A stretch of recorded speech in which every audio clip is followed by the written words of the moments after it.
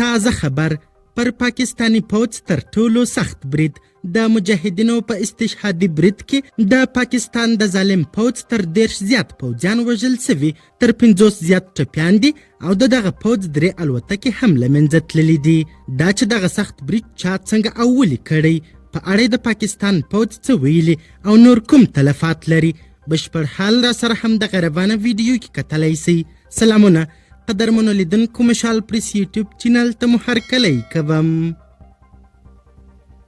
د بلوچستان د تربت په فدایي برید کې له 10 ډیر پاکستانی پوځیان وژل سوي دي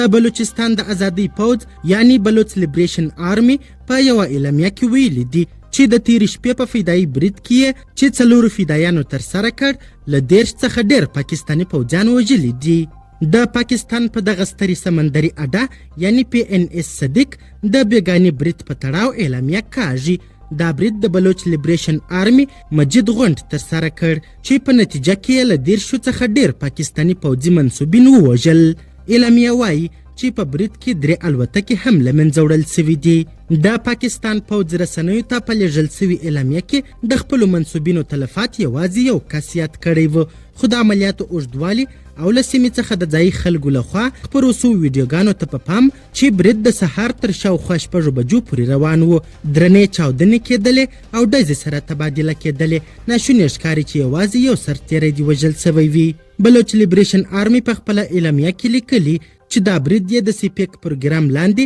د بلوچستان په ساحل باندې د قبضې د هغوی د شتمنیو د لوټمار او د بلوچانو د نسل وژنې په غبرګون کې ترسره کړ یا د ډلې دغه برید د مجید غونډ یعنی مجید بریګینډ لخوا د پیل سوو زرپازک عملیاتو د لړۍ 5مه کړۍ یاده کړې او ویلي دي چې په دې سره د زرپازک عملیات پای ته ورسېدل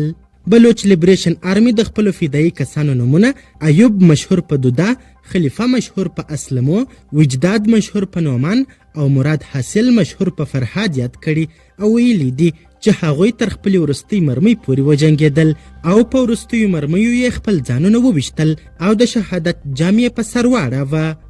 قدرمنو لیدونکو د ویډیو له کتلو مو نړۍ مننه د لا زیاتو او نور لحظه پر لحظه خبرې مطالبه لپاره زموږ همدغه مشال پریس یوټیوب چینل سبسکرایب کړي تر بیا او بلې ویډیو ښه وخت ښې چارې د الله په امان